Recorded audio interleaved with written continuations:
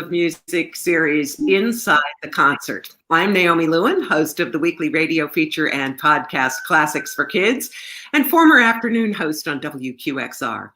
Inside the Concert takes a closer look at repertoire from 9-2Y's Marshall Weinberg Spring 2021 classical music season.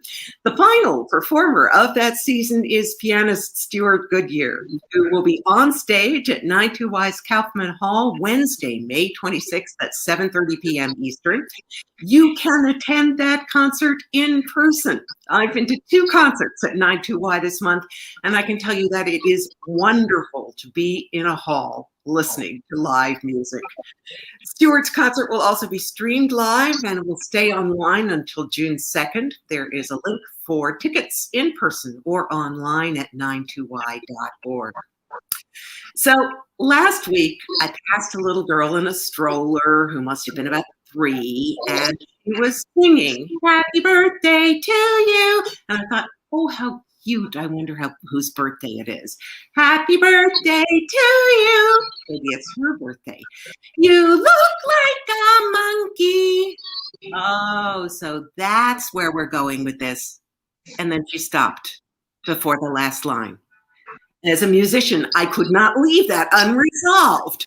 So I looked at her through my mask and sang in her key, "And you smell like one too." And she was just astounded.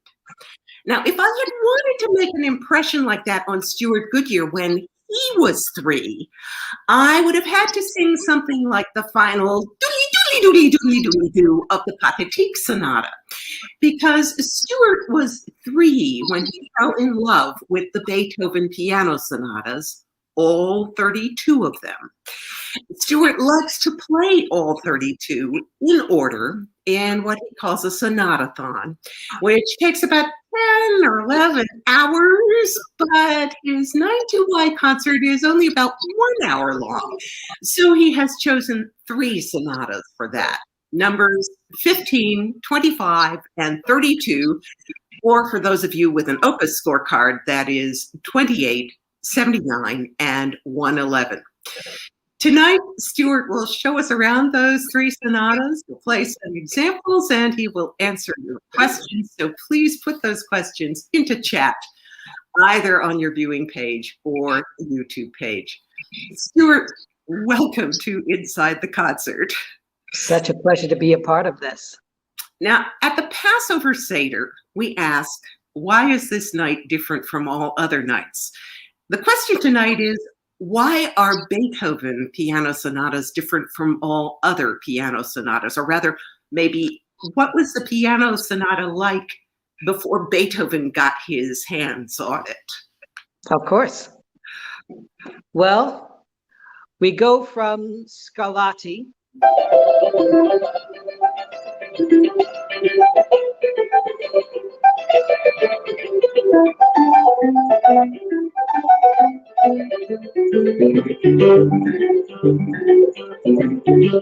fast forward to Mozart.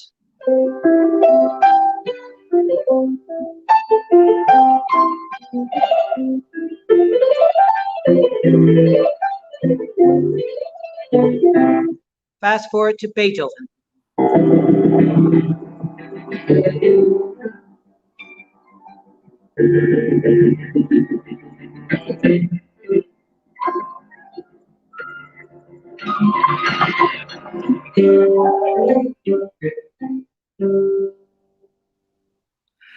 Evolution of C major going through time. Before we go any further, I have to tell you, we're having a lot of trouble hearing the piano. And I know you're on your phone, so I'm wondering if there's any better way to position that so that we can hear the piano better. I'll do my best. Okay. I think, let's see. I'm going to probably, when I'm doing a representation, maybe I'll turn the phone around so that the harps are around, and then after that, I'll do it that way. Okay, great. Well, that was a really clear demonstration of the progression of where the sonata started to where Beethoven where it went with Beethoven, as you say, all in the key of C. Very nice. What is it that you like about playing all the Beethoven sonatas together as a sonatathon? Oh, 1 second. Sorry, talk to you later. That's my mom on the other line, just making sure that I'm okay. I just arrived in New York not so long ago. So I was 3 or 4. I know I was a toddler when I first heard the sonatas of Beethoven. And I was one of those kids where after one morsel, I just had to get another, and I was never full. So I started, my Beethoven journey started, of course, with Beethoven's greatest hits. So I don't know if you can hear. Not a sonata. Not a sonata. That was the first track. And then an orchestral version of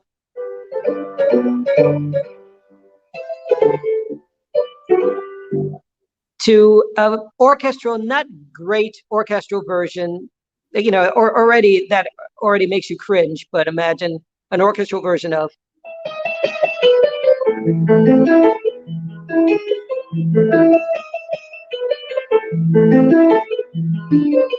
followed by my first introduction to a Beethoven sonata,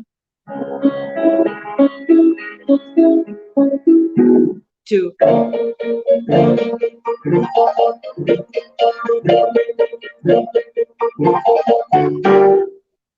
side 2, turning over the LP.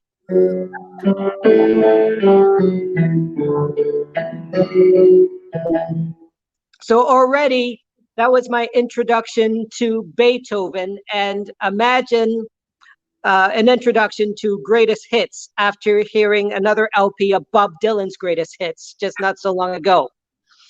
But I was captivated, first of all, that there were tracks. I didn't know that they were called movements, but tracks that were longer than 4 or 5 or 6 minutes.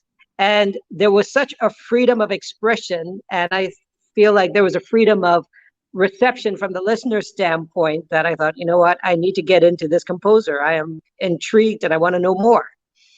So I took the full plunge. There was a record store downtown Toronto, and a 3-year-old begging my mom to give me this gold box set of 15 LPs, all devoted to one composer and one instrument. So that was where my journey began, and I just couldn't stop at one. So I started with, sorry.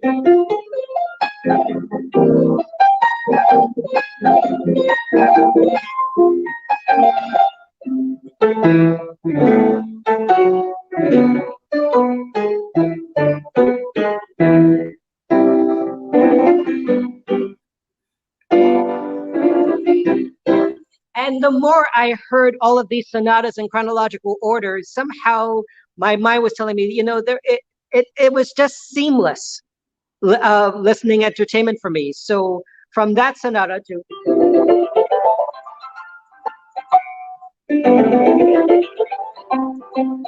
leading to the fourth sonata with that same rhythm.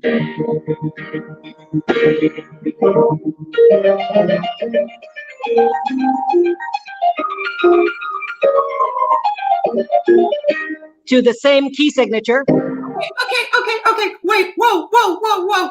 You're giving us a miniature sonatathon right now, which is wonderful, but I really want to get to the sonatas that you're going to play for. Oh, I'm getting there. Well, fast forward. We'll get there. Can we fast forward to that? Because we'll jump. Yeah, because what I wanted to say was the sonatas you chose for the 9-2Y concert includes one from each of Beethoven's compositional periods, early, middle, and late.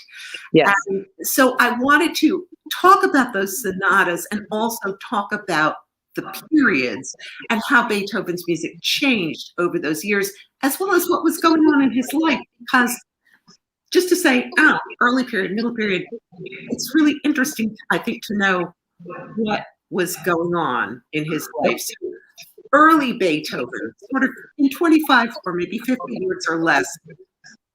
Talk about the early period and what was happening then.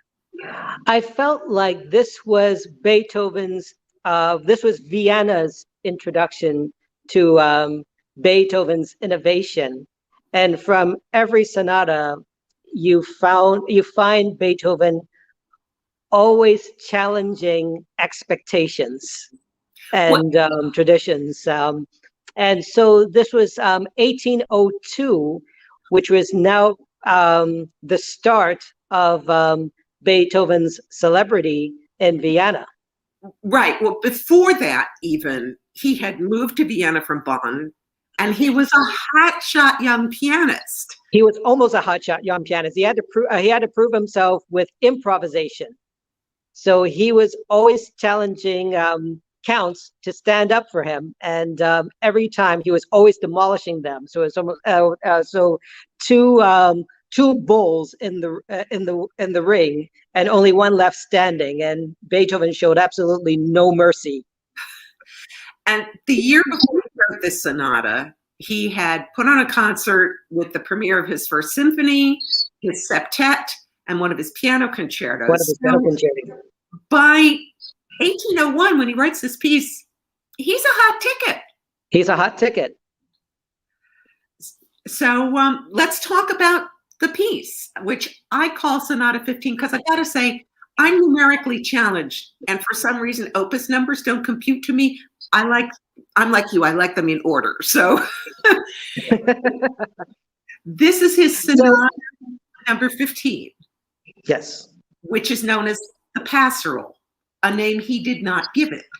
No, but it seems apropos. And, I just thought, since we are in springtime in New York, I had to open with a D major drone.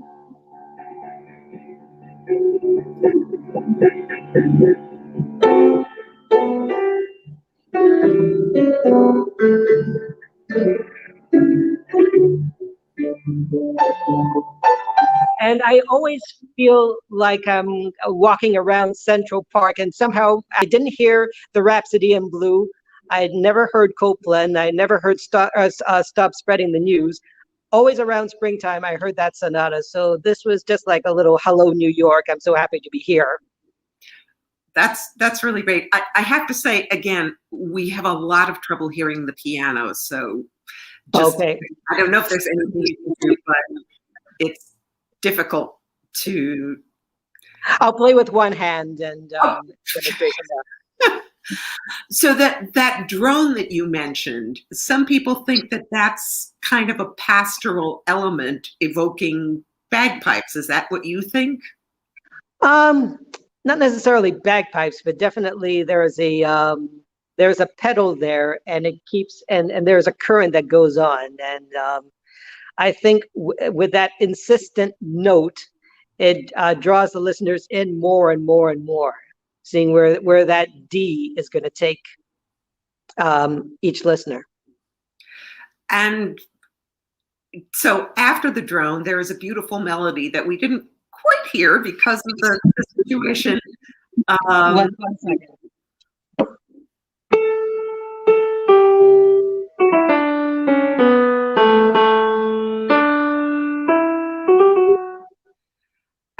But it starts out calm and beautiful like that, and then almost immediately he kind of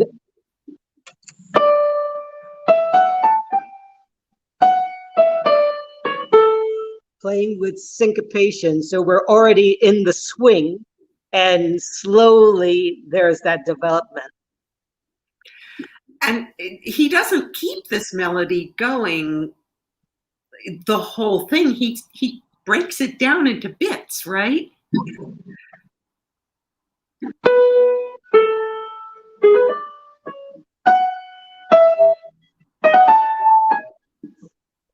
And then he, I think this is part of the gift of improvisation, and, starting with materials and then growing and growing and growing. So you have a section.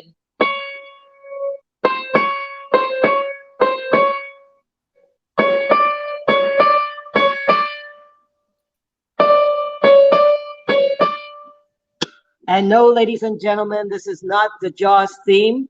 It's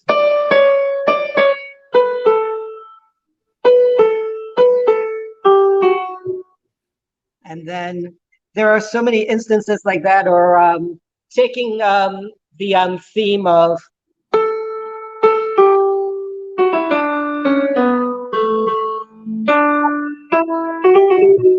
the whole development section. It's all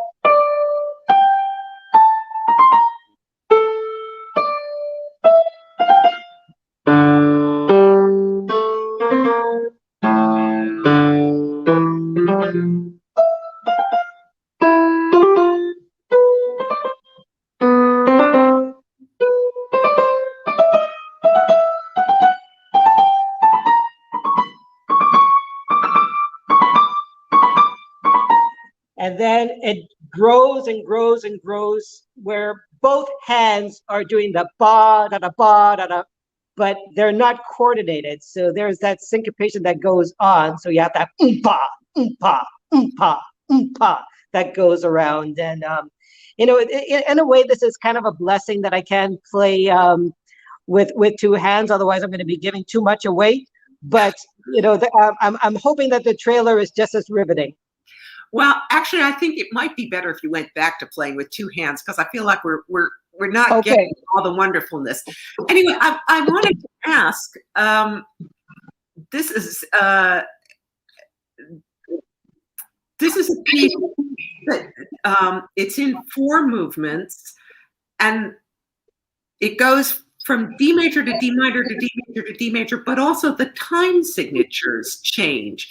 Is there a rhyme or reason to what does the change of time signature accomplish in each movement? It just accomplishes all different colors of that pastoral setting. So for the second movement, which is in 2/4, you have this pizzicato left hand and like a string section in the right hand. So play it together. Yeah.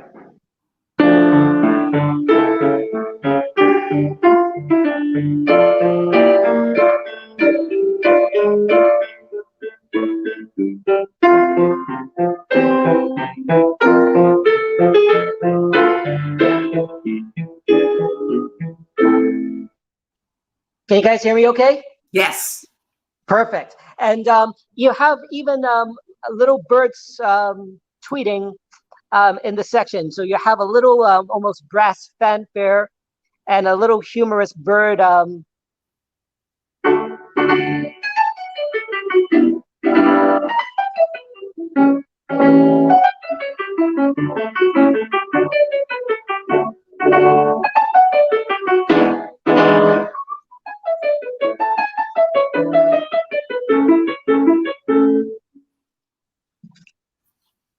And then you have the improvisation again, established in the first movement, but in the second movement, you have a little variation of that string theme at the very beginning. So first you have,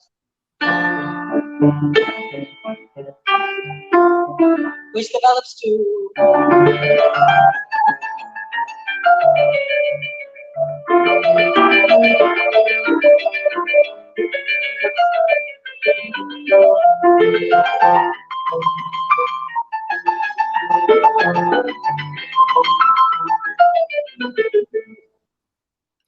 so it's almost like Beethoven's writing a da capo aria from the Baroque era, where you would embellish it when you came back. Absolutely. And before we move on from the second movement, I just wanted to say, I read that Beethoven's pupil, Czerny, the guy who wrote the exercises we all love to hate, said that Beethoven liked to play this movement for friends.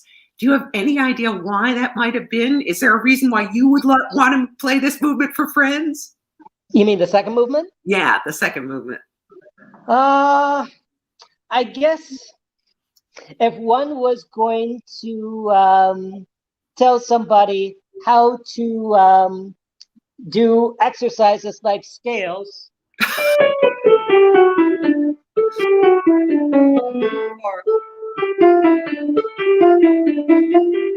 Well, let's be a little creative.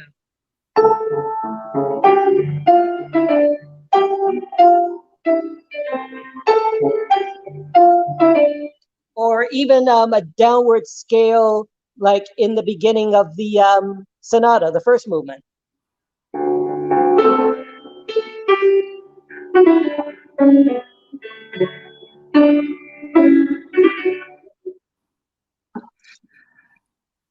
All right, so moving on to the third movement. Why don't you play the very end of the second movement and the beginning of the third, because it's a really big contrast. Oh, yeah.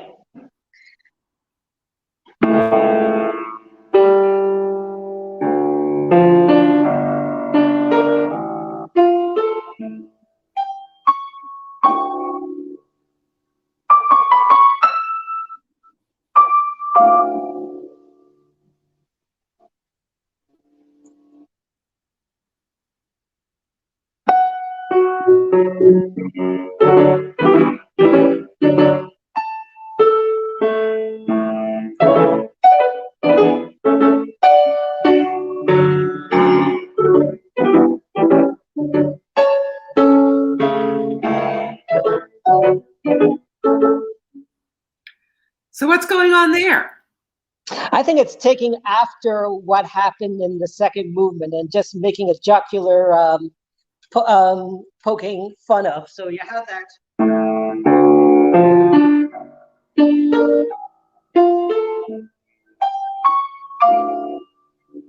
And then it's just reversed. So imagine.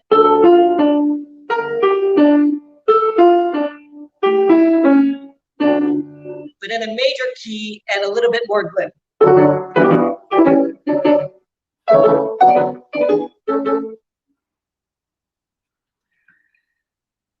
And then, so, a few connections, but at the same time, twisting it over its head. And the fourth movement is a rondo. And for anybody who doesn't know what a rondo is, there's actually a great explanation of rondo in Classics for Kids in the Haydn month. But a rondo is a movement that has an A theme, then a B theme, then you go back to the A theme, then to the C theme, then to the A theme. So it works like that. And this one starts with another repetition in the bass, right?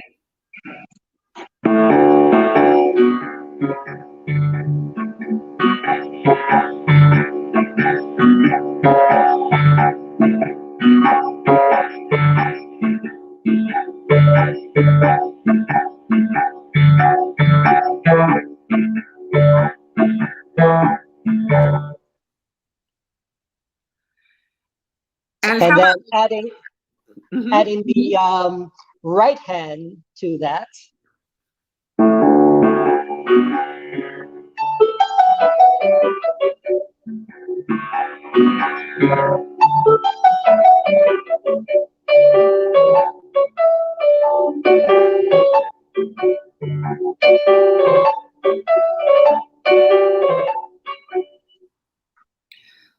So that's our A. What's the B?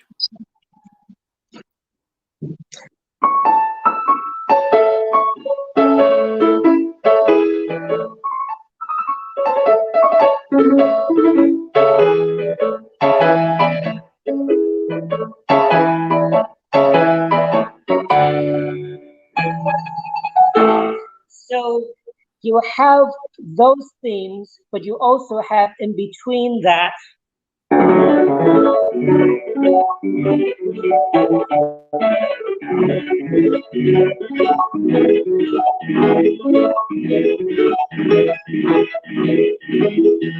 which at first sounds like another theme, but it's a bridge to this to that theme. Similarly to after the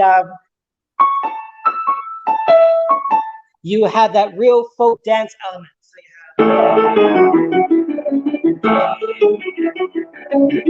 and you think that that's another idea that's going to develop, but suddenly you have.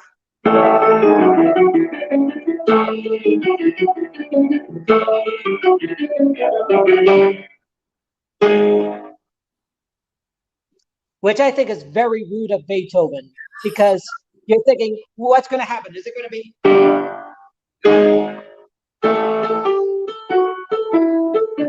Well, what does he do?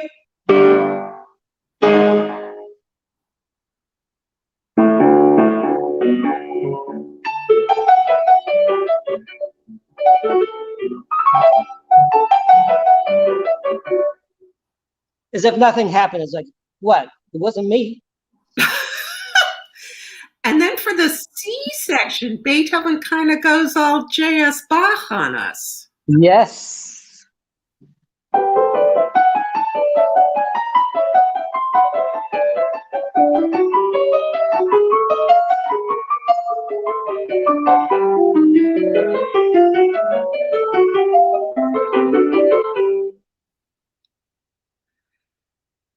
So he's got. To quote Britney Spears, isn't that lovely? I'm sorry, we missed the end of that quote. To quote Britney Spears, isn't that lovely? But then again, it's not anything, everything that could that seems as pristine and as precious, because automatically.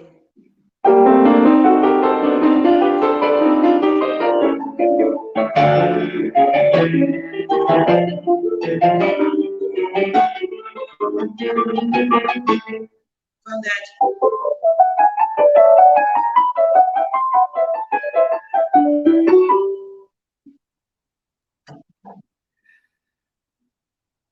I feel like we kind of left the question of who named this the Pastorale hanging, and it was actually the publisher who did that, right? To sell more music? Yes, that's right.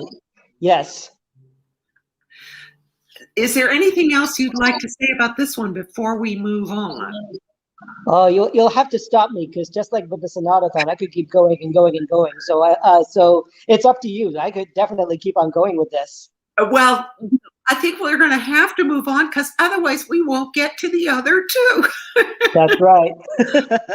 Is there some way in which Sonata number 15 relates to Sonata number 25, or did you just go, that's another nice one? I wish I could say that I just said, well, that is a nice one, and why not have a little G major? But I did see a connection. So from that 3/4 beginning of number 15,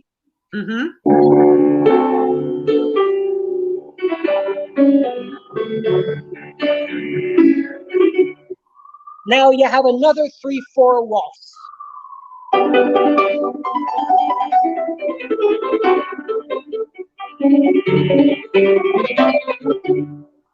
And there is that current of sunshine and everything, but very different, and very different ways of a very different bird, I guess, is featured, as opposed to a trilling.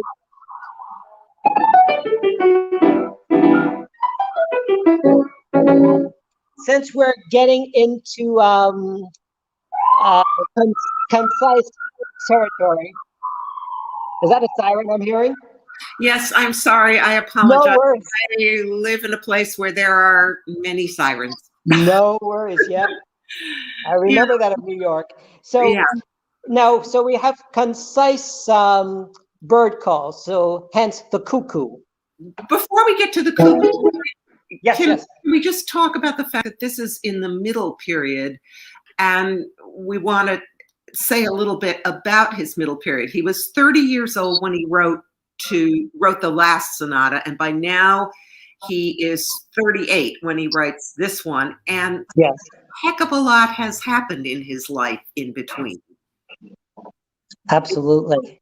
When he was 28 is when he wrote the Heiligenstadt Testament. And do you want to explain that, or shall I? I will definitely. So I think even in his 20s, Beethoven was struggling with hearing, and his hearing was deteriorating more and more and more. And I think this testament was not for anybody in particular. This was either to curb whatever feelings he had, and he had some deep, deep pain, and he was probably aware of how he was acting. And of course, when you have that inner pain, no one else matters sometimes, and you do snap. And I think he was being aware of that, and he was sensitive enough to really come to terms with that and face the fact that this is what was happening. But it didn't make, it's not like it made it any easier. All of the feelings he just poured out into that testament. So this is a letter. Beethoven was staying in Heiligenstadt, which was then a suburb of Vienna. And it's a letter. I think he wrote it to his brothers, but he never sent it. He never sent it. And he was 28, and he realized that his deafness was getting worse and was probably not going to get better. And I have in my notes the sort of really the money quote from that. What a humiliation for me when someone standing next to me heard a flute in the distance and I heard nothing, or someone heard a shepherd singing and again I heard nothing. Such incidents drove me almost to despair. A little more of that and I would have ended my life. It was only my art that held me back. It seemed to me impossible to leave the world until I had brought forth all that I felt was within me. So we, thank goodness for that realization.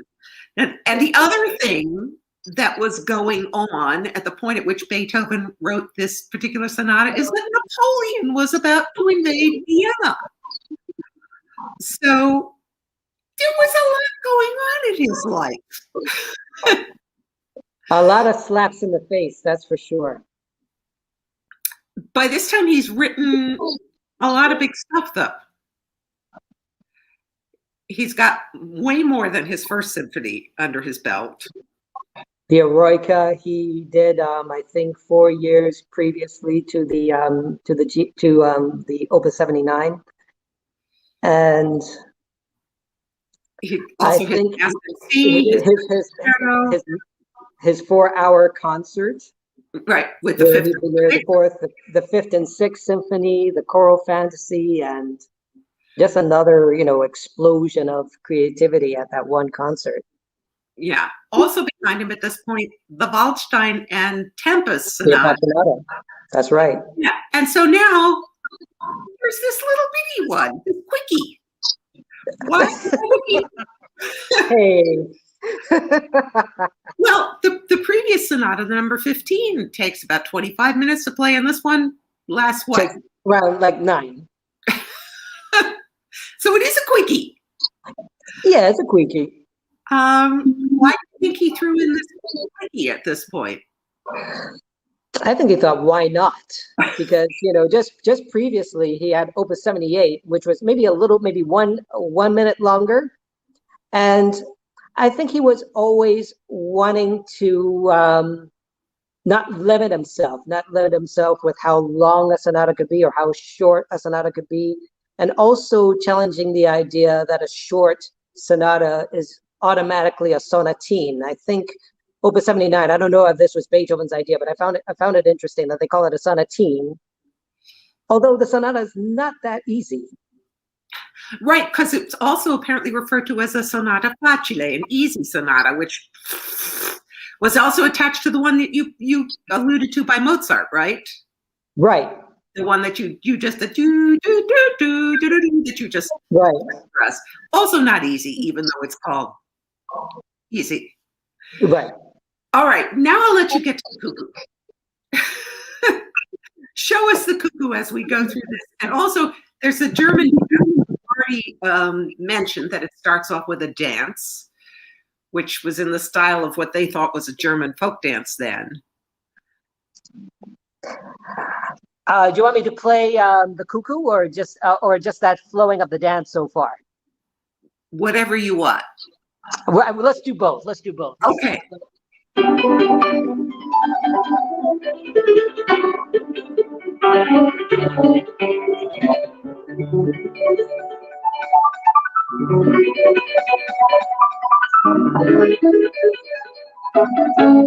I find this sonata so fascinating because already we have 3 or 4 ideas that just happened, seamless but totally unrelated to one another.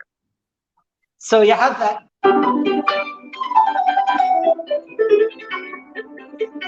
And then slowly. And then.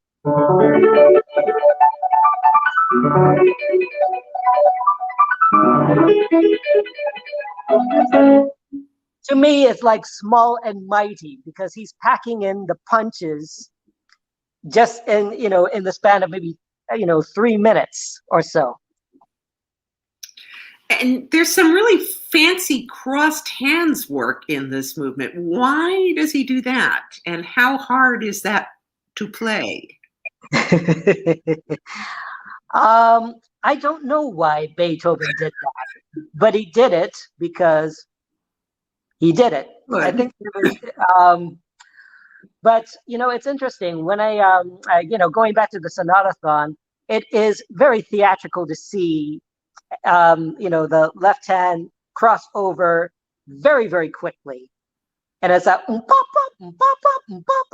forgive my singing voice, but it's like the lower register to the higher register. And it's also just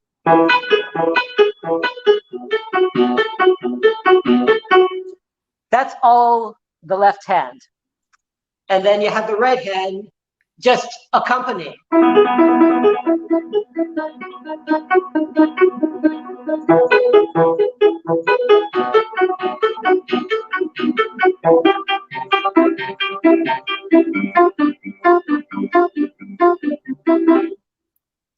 How hard is it? Bouncing back and forth across the right hand. Yes. How hard is it? Let's just say it cannot be taken for granted.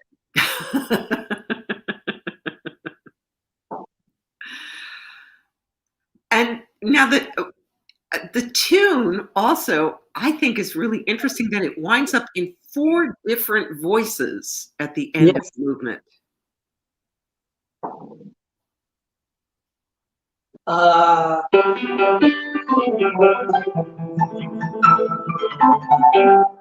And it's from here. Oh, sorry, that's right.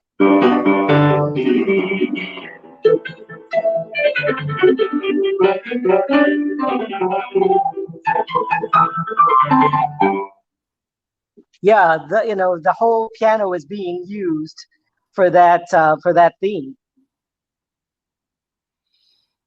Don't let me keep you from showing us the cuckoo. Right at the very end? Or even more?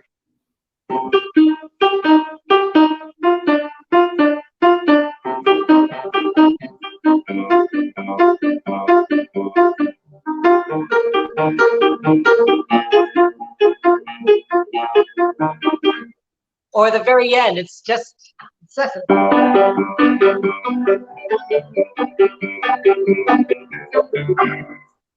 I don't think I had actually let you point out the fact that doo doo doo doo was the cuckoo. Yeah. Thanks for that. Now, we leave G major for the next movement, and we are not dancing anymore. We're rowing.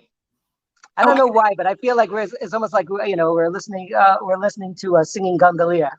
Okay.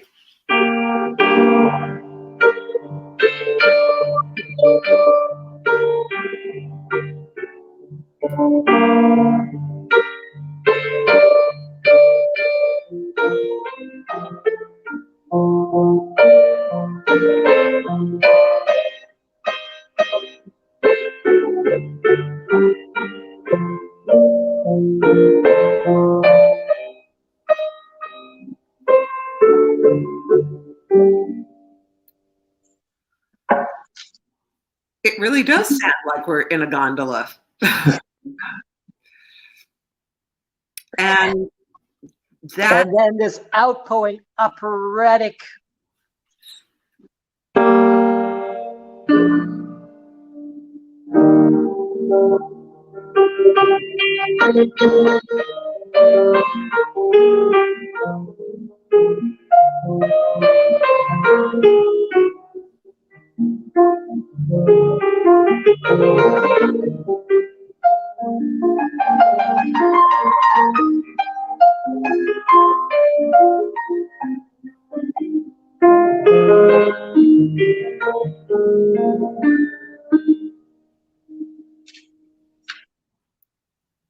That's really lovely. And it's this Also saying what it has to say simply, directly, and when it's over, but at the same time, it can't be called a quickie, because you're just suspended, even if it's a moment in time. It's a moment that's frozen for that period, and it's like everyone is floating. And that's not where he leaves the sonata, though. So at the very end, you have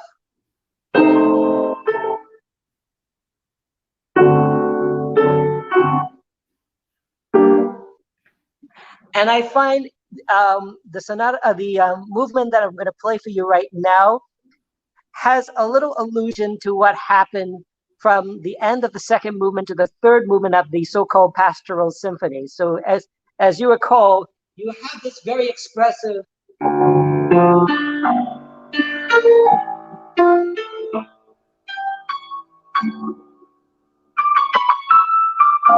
to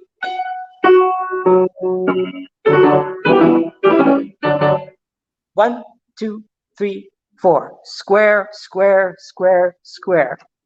And you have that almost square scherzo quality.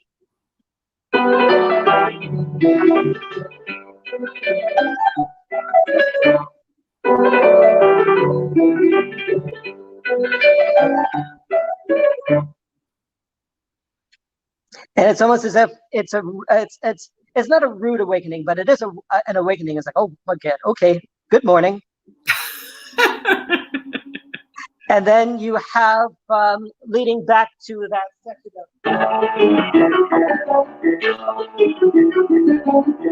of the pastoral. Now you have the octave section again.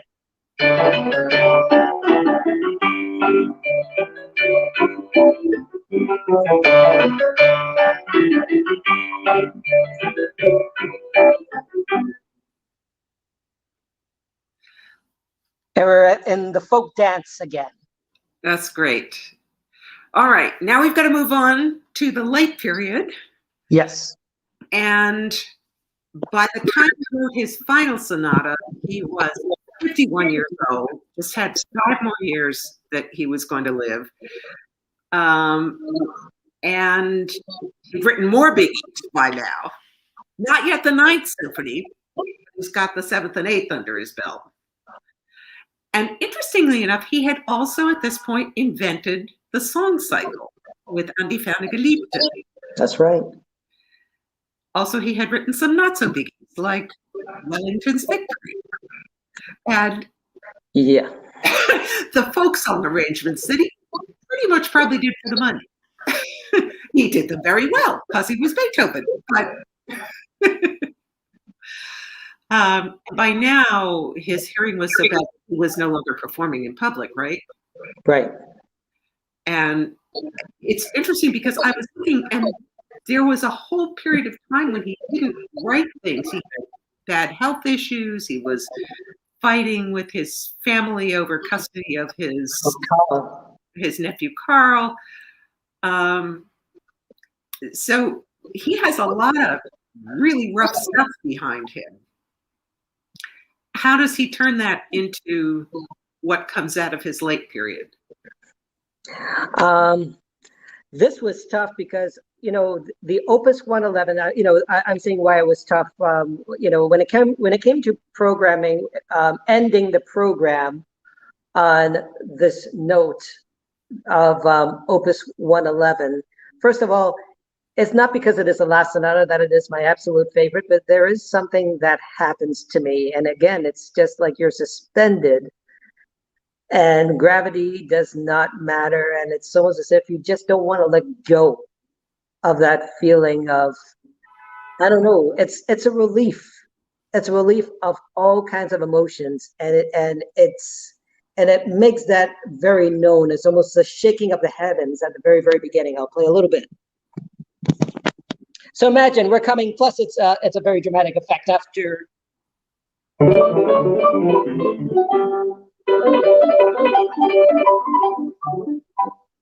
Two.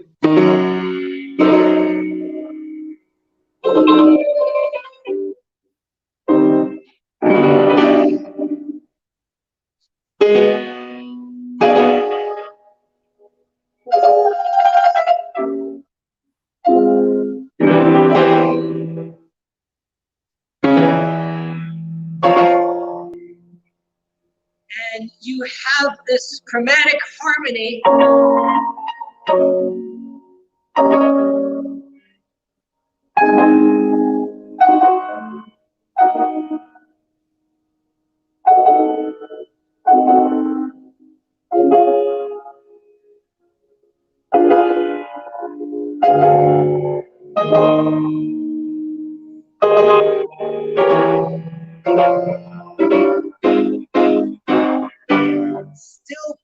Still pulling. We're still not in C minor yet. Pulling. And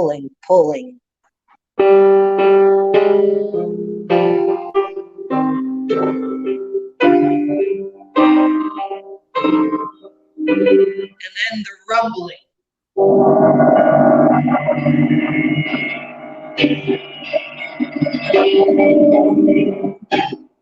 Now, what's so interesting about this sonata is that with such a long introduction, the theme of the first movement is very short.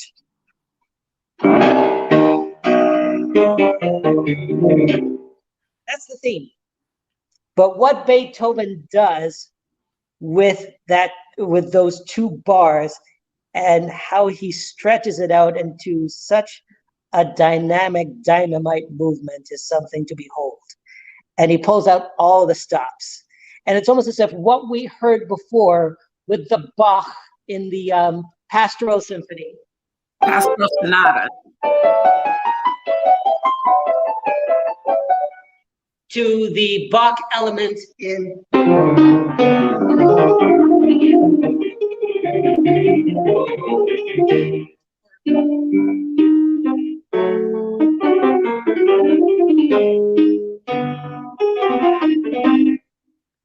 and Baroque, classical, chromatic harmony, and everything wrestling to the point of no return, to the most dramatic heights, to finally ending on a serene, almost serene note, because it's like one end of the keyboard and the other end of the keyboard in C major. It's like we're almost into Prokofiev territory. You have this, we're not there yet. There's still that unease. There's still those black clouds, and then suddenly the rainbow.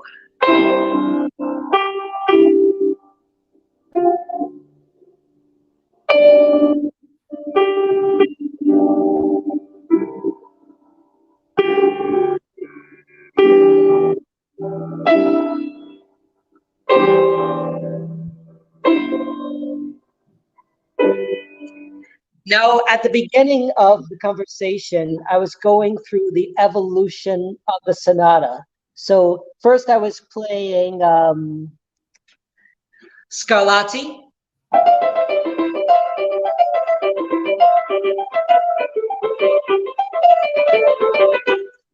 To Mozart.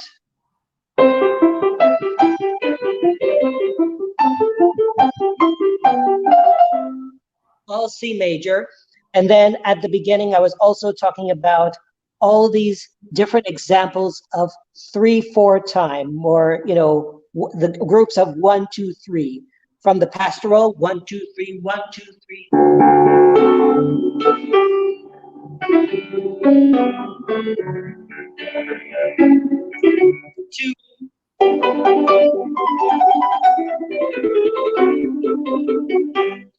To the very end, which is also in 3 time.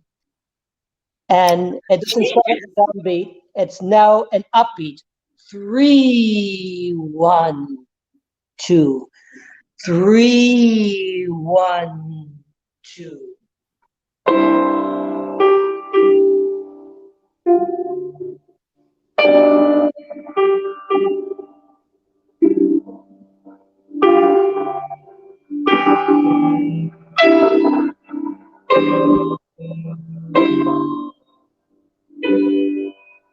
So it's a whole evolution of 3/4, the group of 3 time going on in this program.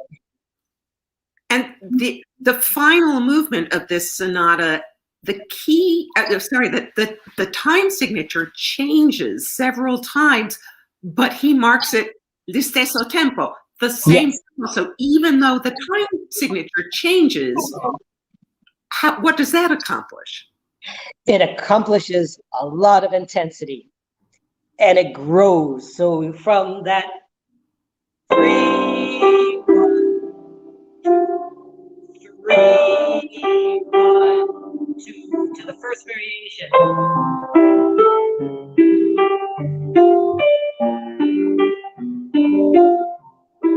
2.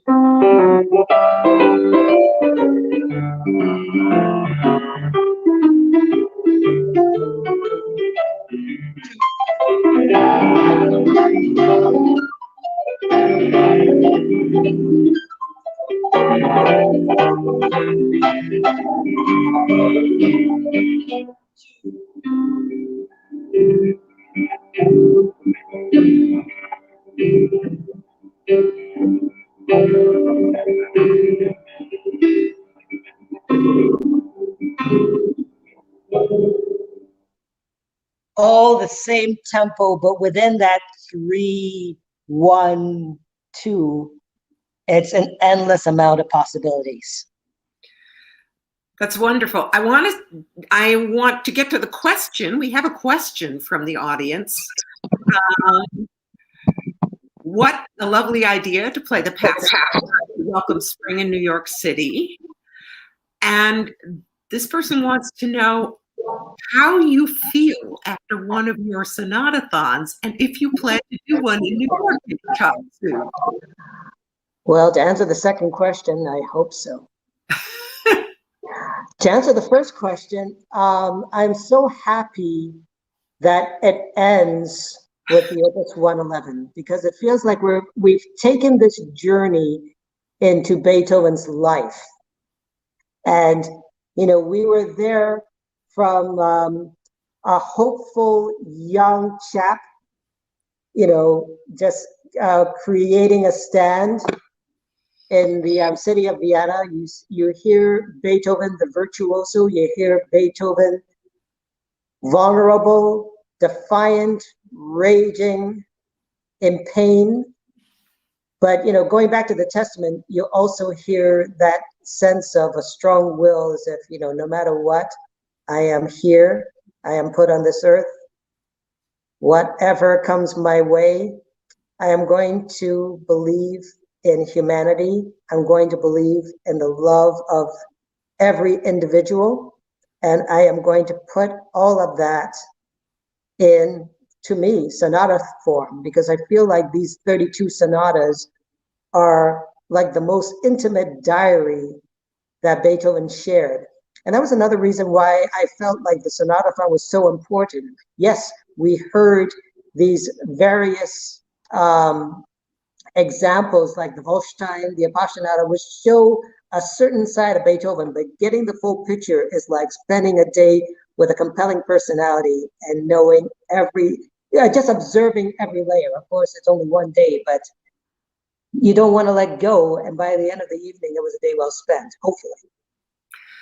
And speaking of spending time with the sonatas, I understand that these have informed a recording you are coming out with soon. That is not the sonatas. That is certainly not the sonata. Remember when I was telling you about an orchestral version of a Beethoven work that I found cringeworthy? Well, I play the original piano version of this work.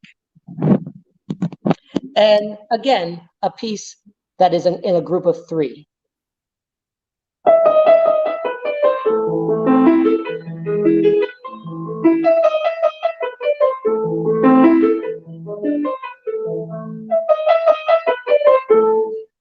I think that piece is very well known. But it took me a long time, and this was one of the last chapters of this journey of my recorded journey with Beethoven. When I first started recording Beethoven, I had to do the late sonatas. Somehow that's what I started with first, because that's when I was a teenager and I was learning these sonatas for the first time. I started with the late sonatas because they intrigued me so much. And then I learned, and then I recorded them all. And then I did the Diabelli variations. And 2 years ago, I recorded all of the Beethoven concerti, but the Faire Elise Bagatelle was a yoke around my neck. And I couldn't understand why. I'm thinking to myself, well, first of all, I found something within me in those sonatas. I couldn't tell what it was, but it was like a do or die. I know, yeah, so, forgive me for being so intense, but I had to believe in those pieces so strongly, and I had to find my own, personal evolution, I guess, to those sonatas. That's why I wasn't playing Beethoven for the longest time until, at age 32, something happened that made me finally understand for myself how I felt about Beethoven, what Beethoven meant to me, and how I was going to share what he meant to me for the listener. So that was the journey of recording all of the sonatas, the concerti, what those concerti meant, and that was another side of Beethoven, the public person. We had the intimate Beethoven with the sonatas, and now we have the public Beethoven with the Beethoven sonatas, and then with the Bagatelle. I thought, okay, I've come along this journey, and I was obsessed with, and just singing it to myself. We have 1, 2, 3, 4. I have 1, 2, 3, 4. So from the swing, I had to count it, and then from there, group it. So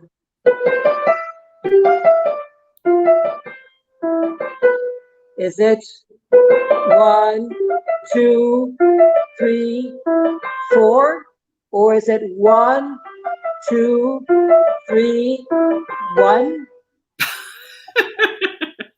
All of these, I was obsessing over it for me every day, 3 hours devoted to the Faire Elise. And then, just going back through my history of playing A minor. So I had to go back to the second sonata. So I had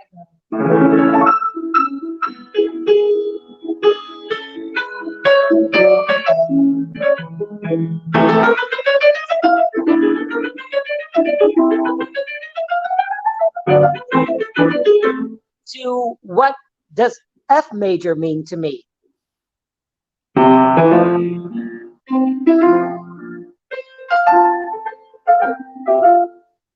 Or even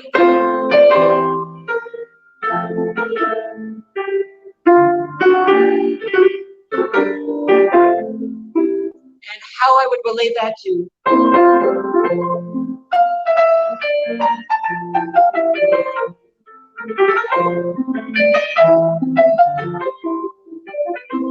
and how going back to C major again.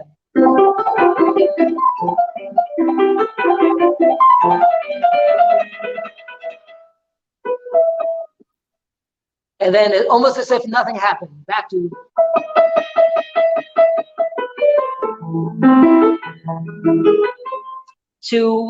the Pastorale Sonata, which had the pedal.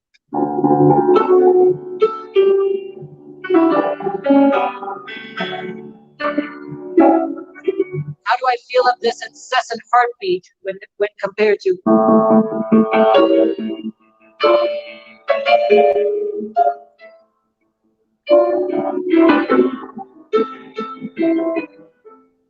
etc., etc. Well, we certainly look forward to your recording of Faire Elise and to your concert at 92Y. Stewart Goodyear, thank you so much for being such a pleasure at the concert. May 26th, 2 weeks from yesterday, Stewart will perform live at 92Y at 7:30 p.m. Eastern. There are still tickets available to attend that concert in person. You can find information about tickets and all the safety protocols in place at 92y.org. That concert will also be streamed online, so you can get tickets to watch it that way too. Coming up this summer, A return to the original scene of the crime, my first interview session for 92Y School of Music with Aaron Cohen and Marilyn McCoy. They are releasing season 2 called Rise Again of Embrace Everything, their podcast about the symphonies of Gustav Mahler. If you are a fan of Mahler's second, the Resurrection Symphony, and who isn't, you won't want to miss that. Thank you very much for being here this evening, for your questions, and thank you for your contributions to 92Y to support all their wonderful programming.